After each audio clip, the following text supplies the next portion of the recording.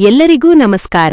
ಮೌನವೇ ಪ್ರೀತಿಯ ಭಾಷೆ ಧಾರಾವಾಹಿಯ ಸಂಚಿಕೆ 8ರ ಈ ವಿಸ್ತೃತ ಮಹಾಸಂಚಿಕೆಗೆ ನಿಮ್ಮೆಲ್ಲರಿಗೂ ಪ್ರೀತಿಯ ಸ್ವಾಗತ.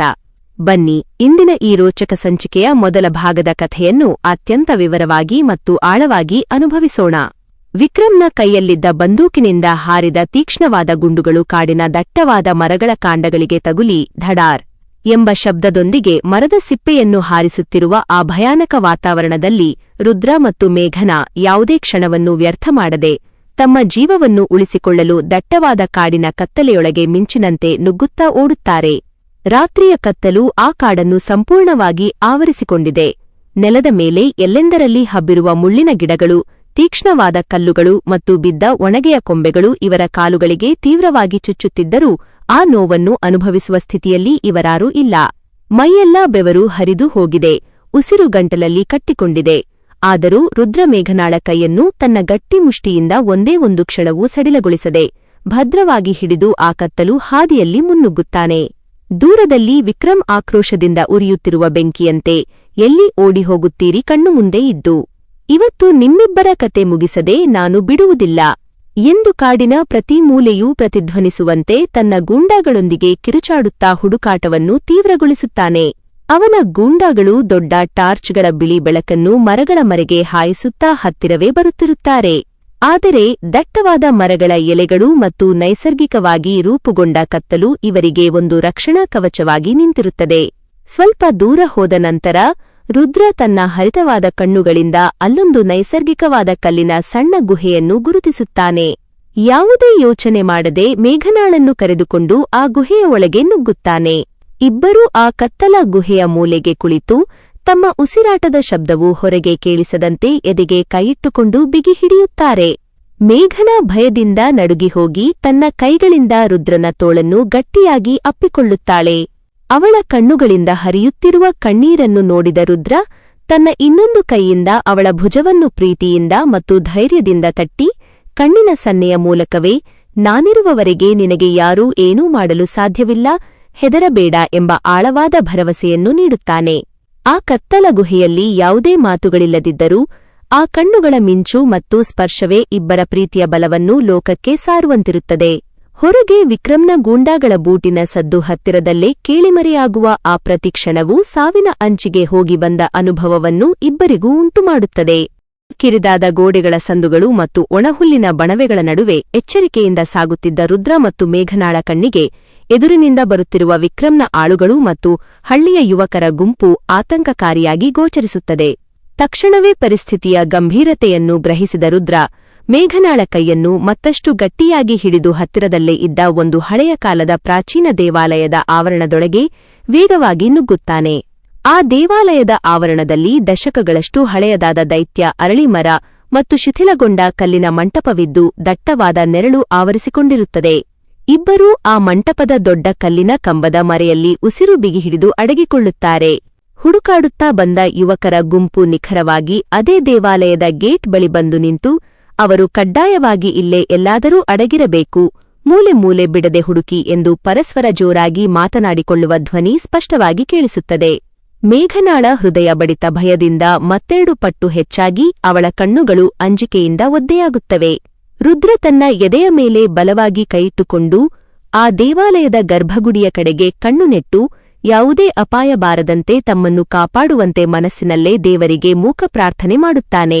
ಶತ್ರುಗಳ ಬೂಟಿನ ಸದ್ದು ದೇವಾಲಯದ ಮೆಟ್ಟಿಲುಗಳನ್ನು ಹತ್ತುವ ಶಬ್ದ ಕೇಳಿಸುತ್ತಿರುವ ಆ ಉಸಿರು ಕಟ್ಟುವ ಕ್ಷಣದಲ್ಲಿ ಇಬ್ಬರ ಪ್ರಾಣವೂ ಗಂಟಲಲ್ಲಿ ಬಂದು ನಿಂತಿರುತ್ತದೆ. ದೇವಾಲಯದ ಮುಂಭಾಗದ ಮೆಟ್ಟಿಲುಗಳ ಮೇಲೆ ಶತ್ರುಗಳ ಬೂಟಿನ ಭಾರವಾದ ಹೆಜ್ಜೆ ಸದ್ದು ಹತ್ತಿರವಾಗುತ್ತಿದ್ದಂತೆ ರುದ್ರ ಮತ್ತು ಮೇಘನಾ ಅಡಗಿದ್ದ ಕಲ್ಲಿನ ಕಂಬದ ಮರೆಯಲ್ಲಿ ಉಸಿರು ಬಿಗಿಹಿಡಿದು ನಿಲ್ಲುತ್ತಾರೆ.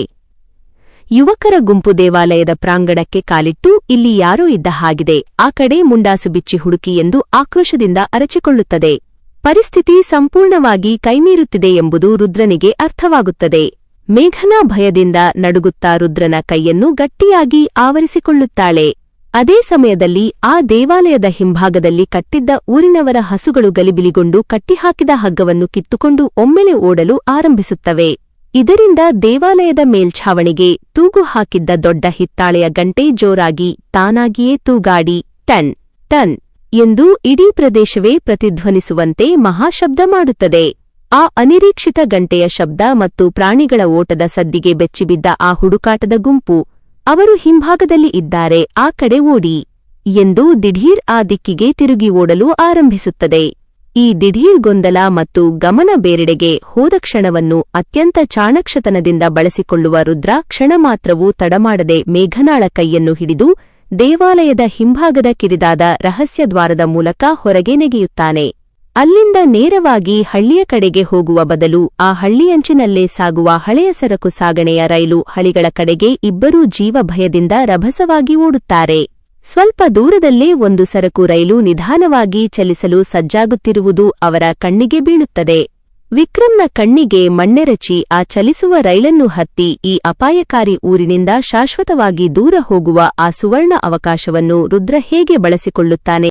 ಚಲಿಸಲು ಸಜ್ಜಾಗುತ್ತಿರುವ ಆ ಸರಕು ರೈಲಿನ ಕಡೆಗೆ ರುದ್ರ ಮತ್ತು ಮೇಘನಾ ತಮ್ಮ ಸರ್ವಶಕ್ತಿಯನ್ನು ಬಳಸಿ ಉಸಿರುಕಟ್ಟುವ ವೇಗದಲ್ಲಿ ಓಡುತ್ತಿದ್ದಾರೆ.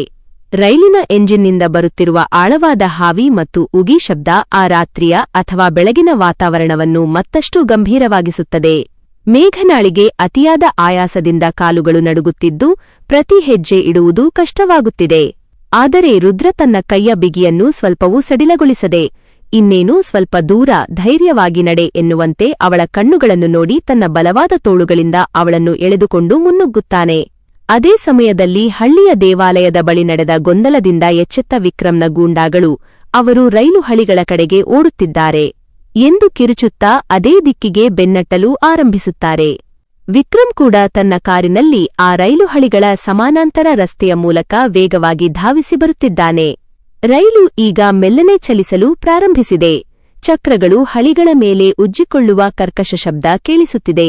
ರುದ್ರ ಮೇಘನಾಳನ್ನು ರೈಲಿನ ಒಂದು ತೆರೆದ ಸರಕು ಬೋಗಿಯ ಮೆಟ್ಟಿಲಿನ ಹತ್ತಿರ ಕರೆತಂದು ತನ್ನ ಸಂಪೂರ್ಣ ಶಕ್ತಿಯನ್ನು ಬಳಸಿ ಮೊದಲು ಮೇಘನಾಳನ್ನು ಮೇಲಕ್ಕೆ ತಳ್ಳಿ ಒಳಗೆ ಸುರಕ್ಷಿತವಾಗಿ ಜಾರಿಸುತ್ತಾನೆ. ಮೇಘನಾ ಒಳಗೆ ಬಿದ್ದ ಕೂಡಲೇ ರುದ್ರ ತಾನೂ ಕೂಡ ಆ ಚಲಿಸುವ ರೈಲಿನ ಬೋಗಿಯ ಹ್ಯಾಂಡಲ್ ಅನ್ನು ಗಟ್ಟಿಯಾಗಿ ಹಿಡಿದು ಒಳಗೆ ಹತ್ತಲು ಪ್ರಯತ್ನಿಸುತ್ತಾನೆ. ಆದರೆ ಅದೇ ನಿಮಿಷಕ್ಕೆ ವಿಕ್ರಮ್ ತನ್ನ ಕಾರನ್ನು ರೈಲಿನ ಹತ್ತಿರವೇ ತಂದು ನಿಲ್ಲಿಸಿ ಗನ್ ತೆಗೆದು ಇವರ ಮೇಲೆ ಗುರಿಯಿಡುತ್ತಾನೆ. ನಿಲ್ಲಿಸಿ ಆ ರೈಲನ್ನು, ಇಂದು ನಿಮ್ಮಿಬ್ಬರ ಆಟ ಇಲ್ಲಿಗೆ ಮುಕ್ತಾಯ ಎಂದು ವಿಕ್ರಮ್ ಗರ್ಜಿಸುತ್ತಾ ಗುಂಡು ಹಾರಿಸಲು ಸಜ್ಜಾಗುತ್ತಾನೆ. ರೈಲು ವೇಗವಾಗಿ ಚಲಿಸುತ್ತಿದೆ.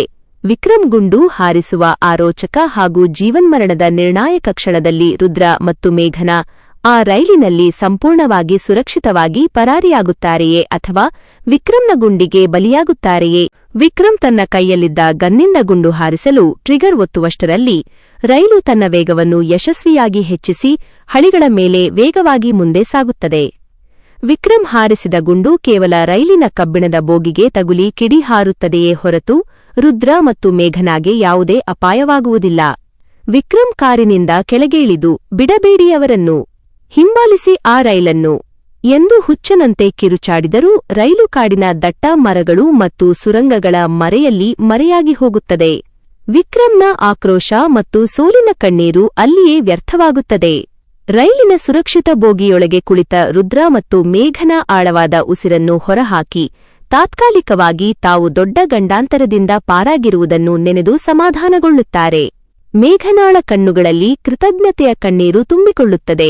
ಅವಳು ತನ್ನ ಕೈಯನ್ನು ರುದ್ರನ ಕೈಯ ಮೇಲೆ ಇಟ್ಟು ಎಂದಿಗೂ ಬಿಡದಂತೆ ಗಟ್ಟಿಯಾಗಿ ಹಿಡಿದುಕೊಳ್ಳುತ್ತಾಳೆ. ರುದ್ರ ಕೂಡ ಅವಳ ಕಣ್ಣೀರನ್ನು ಮೃದುವಾಗಿ ಒರೆಸಿ ತನ್ನ ರಕ್ಷಣೆಯ ಭರವಸೆಯನ್ನು ನೀಡುತ್ತಾನೆ.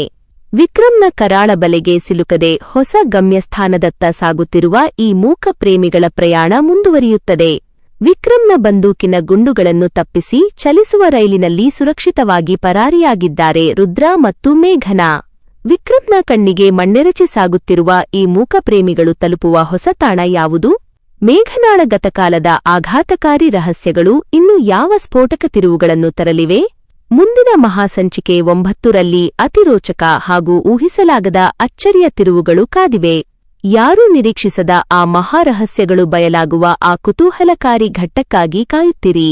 ಈ ಸುಂದರ ಹಾಗೂ ಭಾವನಾತ್ಮಕ ಕಥೆಯನ್ನು ಮಿಸ್ ಮಾಡಿಕೊಳ್ಳದೆ ನೋಡಲು ಈಗಲೇ ಫಾರ್ಮಸಿಸ್ಟ್ ಮಾಮ್ ಸ್ಟೋರೀಸ್ ಚಾನೆಲ್ಗೆ ಸಬ್ಸ್ಕ್ರೈಬ್ ಮಾಡಿ, ಲೈಕ್ ಮಾಡಿ ಮತ್ತು ಶೇರ್ ಮಾಡಿ. ಮುಂದಿನ ಸಂಚಿಕೆಯಲ್ಲಿ ಭೇಟಿಯಾಗೋಣ. ನಮಸ್ಕಾರ.